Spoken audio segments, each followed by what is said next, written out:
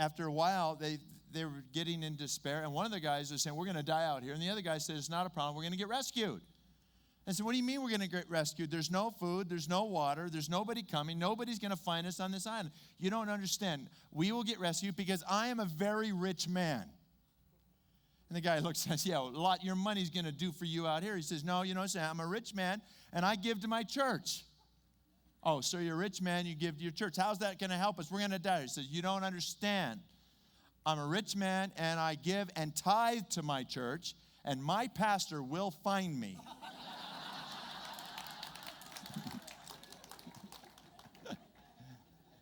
Thought you might like that. And taking.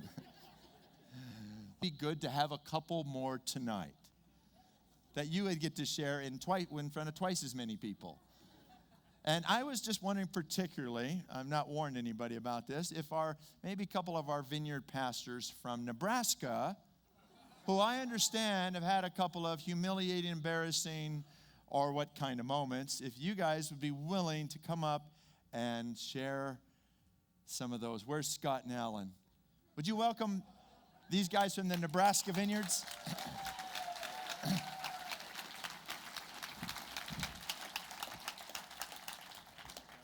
Introduce yourself and tell them where you're from. Make sure the cameras are rolling on these. I think we're going to want to save these. Okay. I didn't realize real people were going to be here. I never would have shared.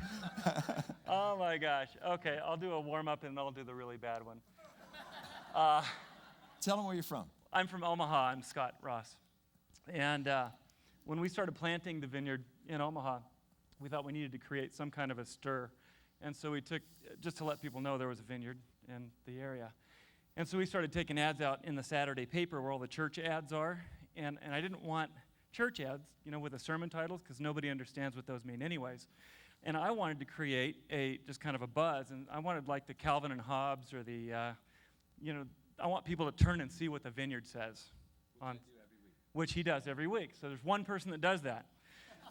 And so I would put simple things in, little funny sayings or things that didn't make sense. And, one I put in just, all it said has our name, Vineyard Christian Fellowship.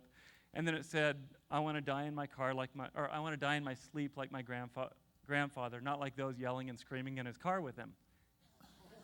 And that's all it said. We had 2 families show up to church as a result of that ad. Well, one time I put in, I just thought it would be fun. I just said, how do crazy people go through the forest? And then the answer was they take the psychopath. Okay, well, I got a couple of phone calls. One from somebody in the church who has a relative that struggles with mental issues. And then somebody from outside the church. And so I felt really bad. But the thing that I didn't realize is that was the beginning, that Saturday was Saturday before the beginning of National Mental Health Awareness Week. Oh. So, I'm so prophetic. Anyways, so that next Saturday, I put an apology. I've never done this before. It said, for all those who were offended by last week's ad, I'm sorry. And then I put my name. And I go to a mayor clergy advisory board. I'm part of the mayor clergy advisory board in Omaha. And so I went to one of our meetings, and one of the pastors came up to me, and he said, Scott, I've been out of the country. And he said, I read your ads every week, and I haven't been here. What did you put in the paper last week? So anyways, that was the good one. The really embarrassing one was when I was an associate pastor, trying to make an impression. Out in California at the church we were at the time, we had this lady in the church who was really, fun and exciting. And we were doing this going away party for this guy who was going on the mission field. And we had this big cake. And we were meeting in this, facility room. And this party was going on. And this lady, she just liked to have fun. And so she'd been kind of following me around, trying to stick cake in my face for some reason. And so I was kind of avoiding her, and I went over to where the senior pastor was sitting, and there was an empty chair next to him. And so she was coming at me with this piece of cake, and so I sat down in the chair. I can see it in slow motion as I do this. I sat down slowly in the chair and I put my hands up to guard myself. She leaned into my hands. Speaking of jot and tittles. You know what, you guys? Time stopped. The entire room stopped.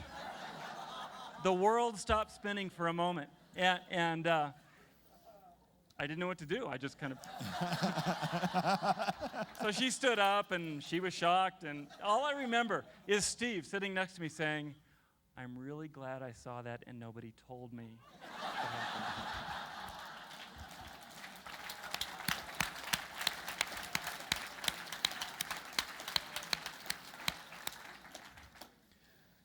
My least embarrassing one. Tell me who you are. I'm Alan Hodges. I am from the metropolis of Curtis, Nebraska. Yeah, no, that wasn't my least embarrassing one. But we have a little foster boy that was in our fellowship who had been severely beaten and had to go through several brain surgeries. And so Jonathan was this just great little kid, and he had this bandage, having just gone through brain surgery, that was this little skull cap kind of thing. And I talked about Jonathan just getting through brain surgery, and we wanted to pray for him, and that, he had this little menorah on his head, thinking yarmulke, of course. And so, the whole church busted up, and you're right, just quit, But when I was an associate or assistant pastor for Mike Webb in Greeley, I come from a cycling family and know about drafting and how you let the lead guy draft. You let the lead guy go, and you draft off of him, and then you can. So I talked about Mike kind of breaking wind for us as a church. There you go.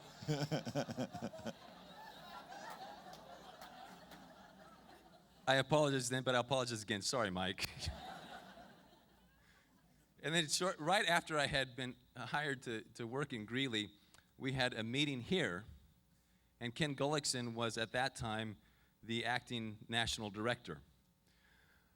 And so we have this meeting, and it's my first area regional get-together with any of the guys. Mike brings me. He's kind of excited to have somebody new on staff, and I had gone to Fuller Seminary and, all of the fun stuff that goes along with whatever goes along with that. And so Ken Gullickson is talking about these shifts that are happening in the Vineyard, and that eventually they're going to sift down to the local church. And not being embarrassed to ask questions, I raise my hand, and Ken says, "Can I say this?" How many want him to say it? All right. No, wait a minute. How many that you are part of this church want him to say it? Okay. So I said to Ken, and in my mind, what I said was, "When will this shift happen?"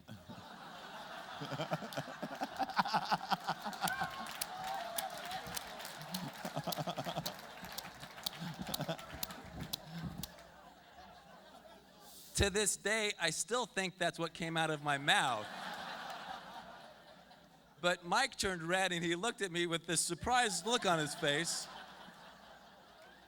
Ken Gullickson kind of stammered a little bit to, well,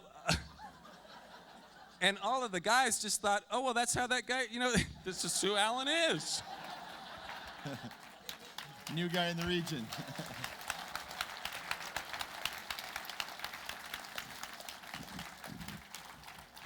What's really great about having these guys here tonight is, I'm not just the weirdest pastor on earth. There's more of us. And it's not just me. We all have the same disease. Isn't that fun? Okay, well, tonight I do have a great privilege. And my privilege is to introduce our speaker, Dan Cox. He's the pastor of Canyon View Vineyard in Grand Junction. And I don't know how to do introductions, but I love introducing my friends. Dan is a friend of mine. He has reached out to me so many times to encourage me, to help me. I am so proud of him. How many of you are from Canyon View? Raise your hands. We love your church, and we're so proud of what God is doing in Grand Junction. Dan never says it. Nobody ever talks about it. But one of the things I want to change right now is I want us to celebrate what God is doing in our churches. And sometimes we feel jealous or envious. And I want you guys to know we're not. We're just so glad for you and how God has prospered you and blessed you. They're by far the largest vineyard in our region. And it's come from a group of people and led by Dan that just keeps seeking God and saying yes to God and saying the hard things. And they've moved outside of themselves. They reach out to their community. They've opened their doors to lost and hurting people. And they continue to say yes and to learn and to grow. And really, I feel like they're a trophy in our movement. And I'm glad that you guys are in our region. And it's my privilege to be a part of your church and your lives. And we want to learn from you guys. And I really thank God for Canyon View. And Dan is a special kind of leader. He's just one of these guys that just keeps saying, yes, Lord. Yes, Lord. Yes, Lord. And God has grown him up and grown him up and grown him up. And he's a tremendous leader in our movement and in our region. And I want you to welcome Dan Cox as he comes and shares with you tonight. Thanks, Rick. We have some outlines, and we need some ushers to come and help us pass out here tonight. Does this thing go up? That's all ready, Hans? We have guys all ready to do that? Now's the time to do it. Well, hello, everyone. It's good to be here. I have a blooper. I told a couple of them this morning, but this is one of my favorite ones. And it's a special type of person likes to humiliate themselves in front of other people. But anyway, that's kind of the sickness that goes with this job. We were up in the hills in Crested Butte with some friends and having a lovely time. And the husband calls on the phone and says, Dan, I've really got some bad news. And I said, what's that? And he said, well, Curiel's dog, Bonnie, has just been run over, and she was killed. And do you think it would be best if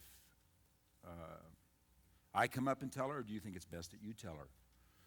Which is always, a pastor's prerogative, get to give the bad news. So I told I said, Steve, it's probably the best thing that I do is I tell Curiel. And he says, I want you to know she is going to be devastated, absolutely devastated. And so I said, well, I think I can handle that. So I went in the room and I said, Curiel, I've really got some really bad news. And I have to tell you something really. And she just kind of froze there. And I said, your dog Bonnie was just killed. And she just broke and wept. And being the kind of compassionate pastor, I went over and put my arms around her and started to pat her and said, doggone.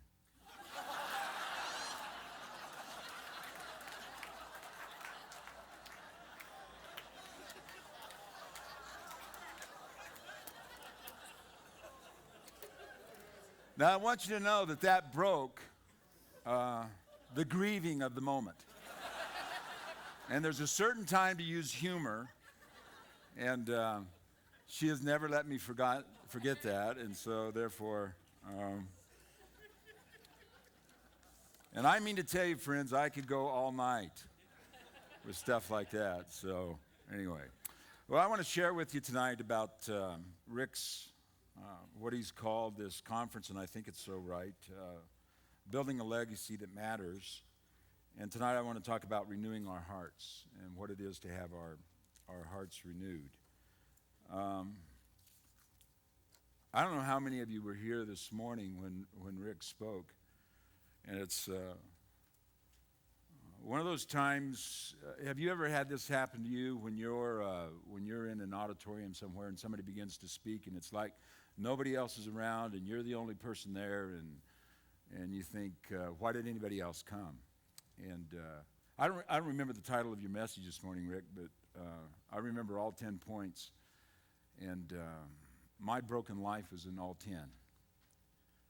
And, even at the point of writing this down, like at point number 9, I was kind of saying to God, 9 out of 10 isn't bad. If you just want to let the 10th one go, we don't have to do that. But sure enough, 10 was in there.